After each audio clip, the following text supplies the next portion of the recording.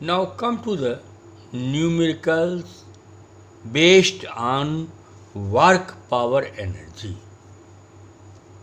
We will solve some numericals based on work energy theorem.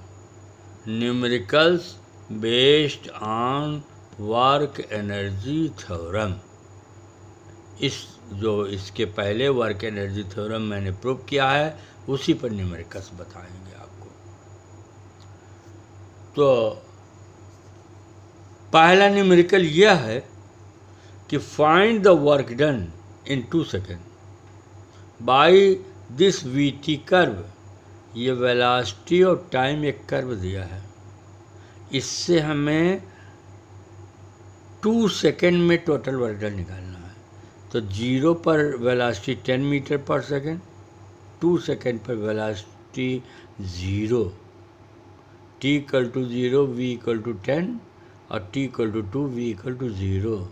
तो according to work energy theorem W equal to E2 minus E1, final kinetic minus initial kinetic, that is half 2 into 0, velocity 0 है, minus half मास इसका 2 kg है, यह मास इस 2 kg और velocity 10 square है, तो minus 100 joule आ गया. अब यहाँ पर जो वर्क डन माइनस 100 जूल आ गया, तो इसका सेंस समझिए. माइनस 100 जूल का मतलब negative work done. Work done is negative, then its kinetic energy decreases. हमने बताया है इसके पहले. तो वर्क डन निगेटिव है तो काइनेटिक एनर्जी डिक्रीज होगा, क्योंकि यहाँ वेलोसिटी 10 थी, यहाँ 0 हो गई, तो काइनेटिक एनर्जी डिक्रीज होगी.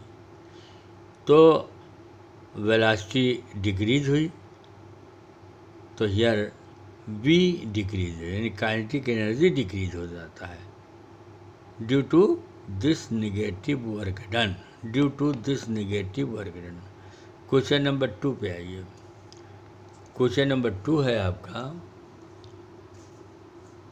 ए body of mass 1 kg is acted by some force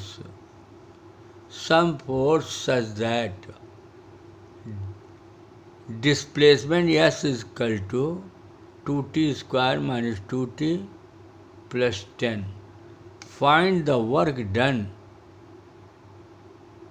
find the work done at the time t equal to 2 seconds.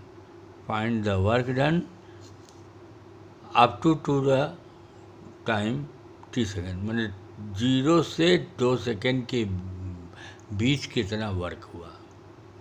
एक ड्यूरेशन होता है जिसमें वर्क होता है. तो t इक्वल टू 0 से t इक्वल टू 2 सेकेंड तक. तो इससे क्या निकाला, ds और dt डिफ्रेंशिएट कर दो. Then ds over dt is equal to 4t minus 2. 4t minus 2. Then velocity v1, initial velocity. तो t इक्वल टू 0 लिख दो, तो velocity minus 2 metre per second आ जाएगी. यहाँ 0 रखो तो माइनस 2. और v2 फाइनल वेलोसिटी, तो t इक्वल टू 2 लिख दो, तो 8 माइनस 2, तो कितना हो जाएगा, 6 metre per second. Then work done W equal to E2 minus E1, half m is 1 kg, मास कितना है 1 kg, 6 square minus half 1 into जो इनिशियल वेलोसिटी थी वो है -2. तो -2 का स्क्वायर, -2 का स्क्वायर, ये -2 है, उसी का स्क्वायर हम लोग लिख रहे हैं. लिखने में यहाँ पर ये हो जाएगा, ये -2 का square, half m into -2 square. ये आपका हाफ m -2 का स्क्वायर, हाफ m इंटू -2 का स्क्वायर.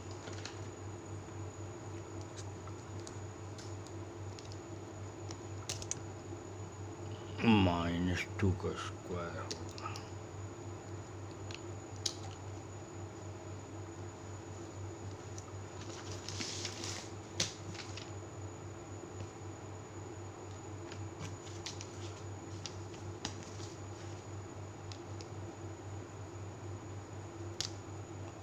ये है -2 का स्क्वायर। तो ये कैंसिल होगा, -2 आ जाएगा, 4 होगा, 4/2, यहाँ माइनस -2 और हाफ 36 का हाफ 18, 18 - 2 = 16 जूल। 16 जूल आपका वर्क हो गया। Come to the problem number 3 which is the most important problem, और ये किसी IIT वगैरह में पूछा गया है। A body is acted by some force, time and displacements are as t = √x + 3, केवल x पर √ है, तो x की वैल्यू कितनी आएगी? x = स्क्वायर कर दोगे तो t - 3 का होल स्क्वायर, यानी x = t² - 6t और +9। और आपको वर्क निकालना है 0 से 6 सेकंड तक, 6 सेकंड तक आपको वर्क निकालना है। तो इसको डिफरेंशिएट कर दो, तो dx और dt = 2t - 6। तो v1 = जब t की जगह 0 लिख दोगे तो v1 = -6, और t की जगह जब 6 लिख दिया जाएगा तो ये आएगा 6, तो 12 - 6 = 6। v2 = 6 मीटर प्लस का आया, t = 6 पर 6 और t = 0 पर -6।